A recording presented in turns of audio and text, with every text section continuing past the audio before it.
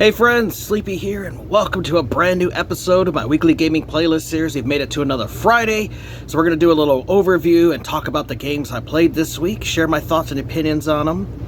Would love to hear your thoughts as well, so if you have played any of the games I shared today, let me know what you thought of them. I always enjoy hearing about the games you guys are playing as well, because that gives me ideas of games that I might want to play and check out. And if you guys have a recommendation on a game you think I might enjoy playing, let me know. You guys have suggested some really good games over the years, and I do have a nice growing list of games to play, and I also have a list from there of games to actually need to pick up and add to my collection. Now, this game that I played this week was actually a suggestion from my good buddy Dean. You guys will know him here on YouTube as Vinny Corleone 62. Now, he suggested a lot of good games to me over the years.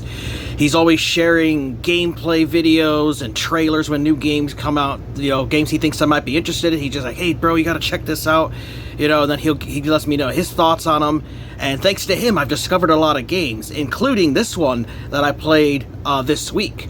And I had never heard of it. It was actually released back in 2023, but him and I both found out about it last year, towards the end of the year. And that is the game called Trepang 2, or some people say it's Trepang Squared. Now, an interesting thing about this game is that there is no Trepang 1 that is similar to this. Now, the studio made a Trepang 1, which is a sea cucumber, and that's what you play as.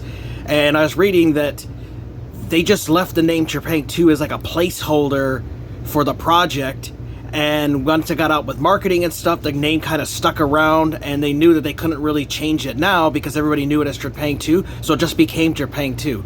This is a badass first-person shooter with over-the-top violence, gore, blood.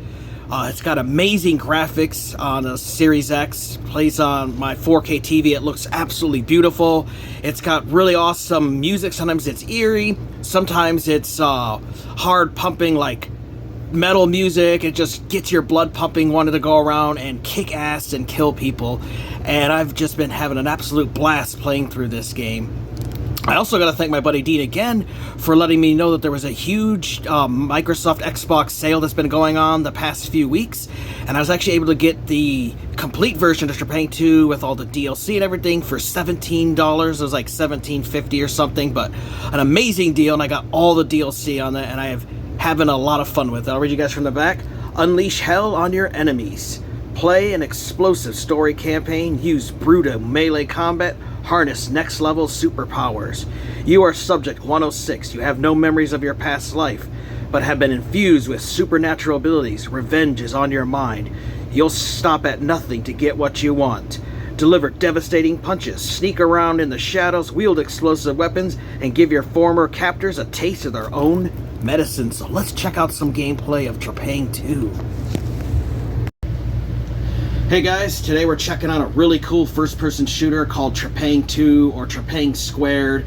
As some people said, that's how it really is because it's up there in the corner on the logo that it's Trepang Squared. Either way, this is a really cool first-person shooter, and it reminds me a lot of the old Fear game, where there is some horror elements to the game and some weird shit that happens, but just overall a over-the-top violent and just a really cool first-person shooter. It was created by that Trepang studio and Team 17. Just a really awesome game, and I've been having a lot of fun with it. Now, this is one of those games with a weird menu system. There's actually like no main menu. Like when you start the game up, you have here where you would start a game. I'm going to return to my safe house. There's also a cheat menu, your options and all that. But your actual main menu is actually this safe house, which I found very odd. But it does have incredibly fast load times. Like, it's just like mere seconds and you're into the game. And so this is basically your hub world here. The safe house is where you select missions to go on. But you also can do other things here. Like there's a combat simulator you can go into. You can also customize your appearance. So if you want to adjust what your character's wearing, you can do that. Which, it's a first-person shooter, so you don't really see it, so, but I mean, it's there if you want it, which I think is kind of cool, but again, it's not really, it's necessary.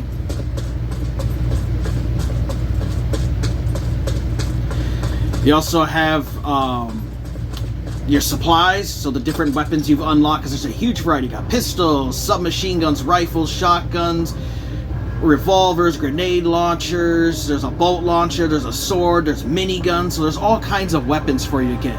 What's also cool is there are weapon cases you can find in the different missions, which you can then use to customize your weapons. So like you can unfold it, like you can get a laser sight for this one. I could put a suppressor on this if I wanted to, so it'd be silent. So very cool. You can only hold 2 weapons at a time, so that's another kind of a issue that I had with the game, is that, you know, you only have 2 weapons to hold, so it kind of gets annoying, but it is what it is. Another thing is you can't hold a button to zoom in, which is very hard for me. I'm so used to playing first-person shooters. You hold the left stick and you can zoom in. So I've had to get myself adjusted to that. There are scopes you can put on weapons, which you would then hit the right stick down on the D-pad, and it would zoom in. But it's just really hard adjusting myself from playing most modern first-person shooters that way. And then you get to go through all the main story missions, and there's also side missions. You can take them on at any point. You come to this cool menu system. Anything in yellow are the story missions, anything in green are the side missions, and you can do them at any point. Now, all the different levels do have collectibles for you to find, and I have a little collectible guide I've been using. I'll share the link for you guys. If you need help with that, you can watch the video, or there's a text one you guys can look at, and it'll show you where all the collectibles are in every level. Now, what's cool is, if you miss something, you can always reload a level and pick it up. As soon as you pick it up, it's saved, so you don't have to play through the whole mission again. You can abort it, and all the collectibles will then be saved. So, I'm going to load up a mission here, and then show you guys some combat. I guess we can load the very first level here. And then it'll show you the different difficulty settings, and with the checkmark means you beat it. So there's easy, normal, hard, very hard, extreme, and rage mode. And I've even been finding just normal has been pretty difficult at times, so I couldn't imagine playing on the harder difficulties, but if you have the skills, you can play it on those harder ones. Copy that. 106 Hilo is Redcon 1. So then you select your mission.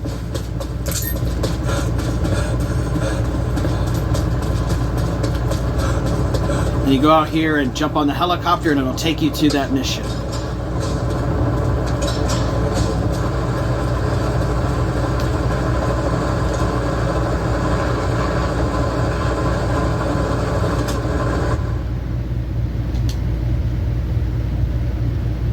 And that's how fast, you can see it super quick that it loads you right into a mission, which I think is really cool. So I'm going to pause it here, guys, and get a little further, because this is all like a tutorial in this very beginning part. And then I want to show you guys some of the combat and stuff.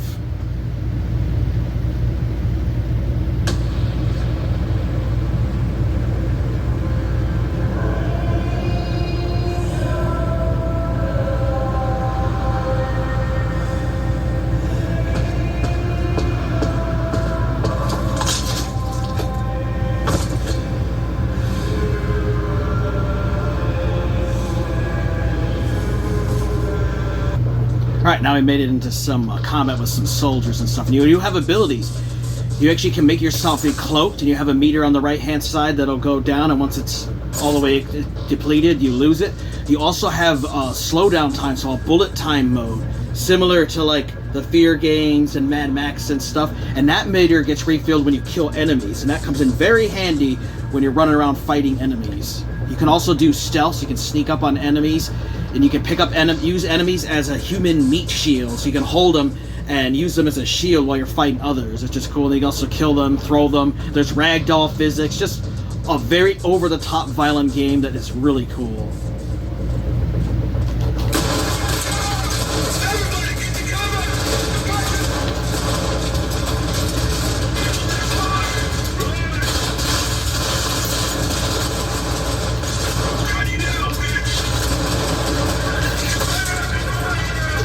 And you do have health and armor. There is no regenerating health. I mean, your health will regenerate a little bit in different little bars. Pick up another weapon here. But it doesn't have regenerative health like modern first-person shooters have, so similar to like old ones. I'll show you guys a slowdown against this guy.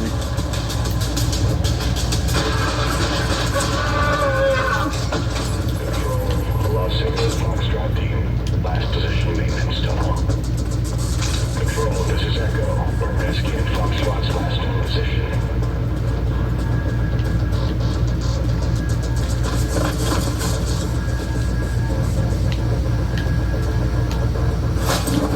And your guy can do a slide move, and you can use that to kick enemies. Like I kicked a dude off of a building before, and he went flying. It was really awesome.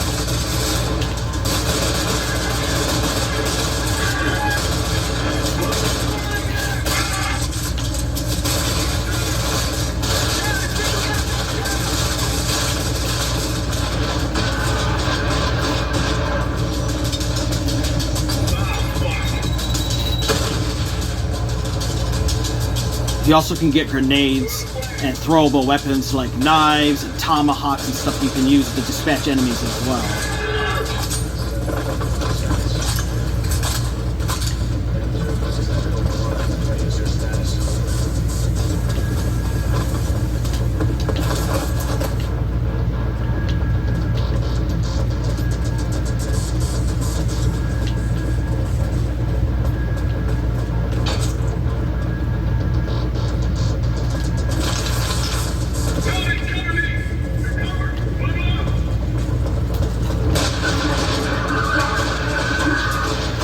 There are environmental explosions and stuff you can do as well, like blowing up explosives.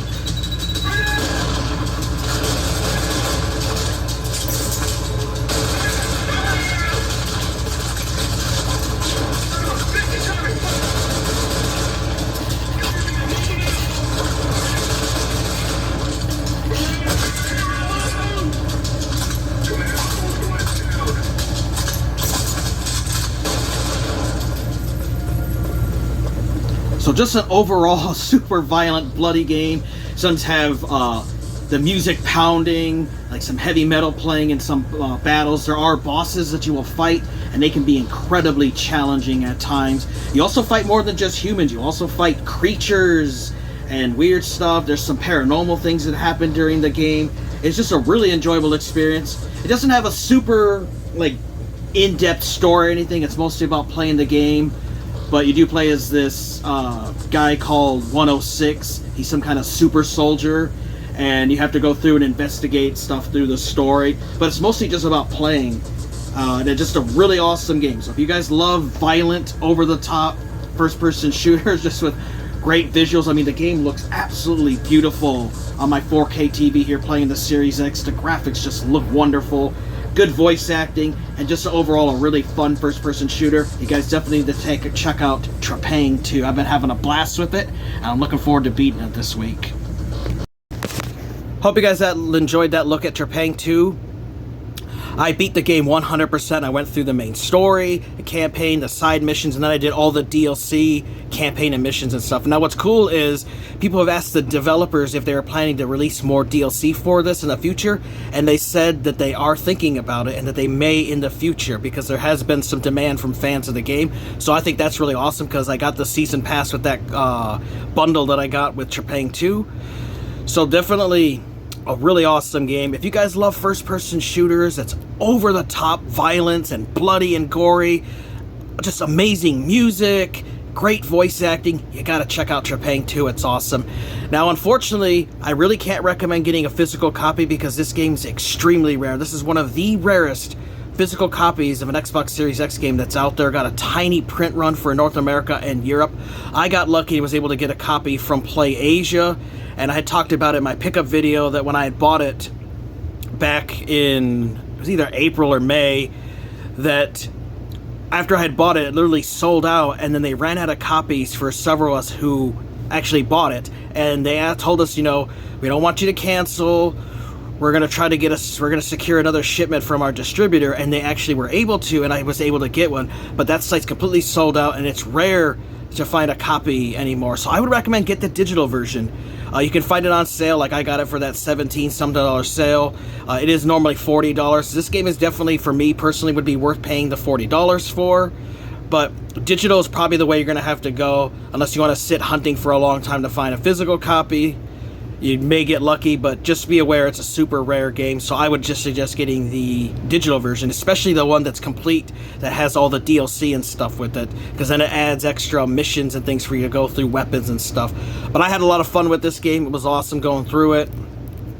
Now, the main story missions is where the campaign is. That's where the longest levels are. Now, a lot of the side missions can be completed fairly quickly. Some of them are like arena type of shooters, where there's one that you go through and you have to hack these different terminals, and while you're hacking, they start throwing waves of enemies at you, and you have a timer where you have to get the hack to go all the way through, and then you move on to the next one. Well, it gets progressively more difficult, more enemies, and then they eventually start throwing these anti-hackers at you, so you're just absolutely insanity going on. You're running around, you're killing dudes to that awesome music that's playing, you're trying to keep yourself alive, you're trying to heal, kill these guys, kill a guy who's counter-hacking you, and just all an amazing free-for-all. But I just had a lot of fun with it, and I think you guys would love it too.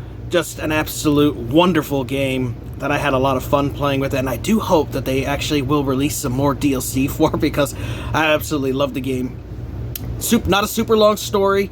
You'd probably beat it in like maybe 4 to 6 hours, really depending on your ability and the difficulty you set it as, because like I said, even on normal, I started struggling towards the end of the game. I couldn't imagine playing on the hardest difficulty. There are people who do play it on the hardest difficulty, but I don't know if I could ever get to that. It's just absolute insanity in some of these battles, especially boss battles, where you're trying to fight a boss off, plus waves of enemies, and then you're trying to heal yourself, you're trying to find ammunition at the same time, dodging grenades, because they go crazy. Sometimes you'll have 5 different guys throwing grenades everywhere, and you're running around.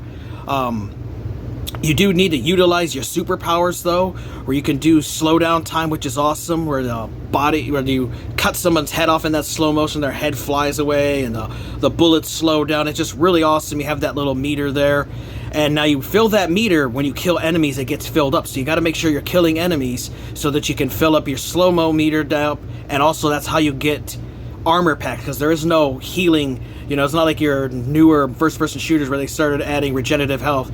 Your health will regenerate a little bit, but you got to find health packs that are around the levels, and then you got to kill enemies and be aggressive, kill them so that you can get the armor that they drop, and then also to refill your slow-mo, because you really got to take advantage of your super abilities. There's also a cool sword weapon that you'll get later in the game unlocked. I believe it's from the DLC, but I'm not 100% sure, but that's an absolute game changer, because that doesn't have any ammo, and you can run around in slow-mo and cut heads off and body parts, and blood's flying everywhere. Absolutely love that. Now, what's also cool too is, let's say you played one of the earlier levels. Well, once you start unlocking things, you can go back and play that level on a harder difficulty, and now you'll have new abilities. Like, one of the things that you unlock in the game during one of the missions is the ability to dual wield. It's not available right at the beginning, but it's really cool. You find this ability, your guy gives himself a shot, and then he's able to use dual wielding. You can dual wield like shotguns and machine guns and stuff.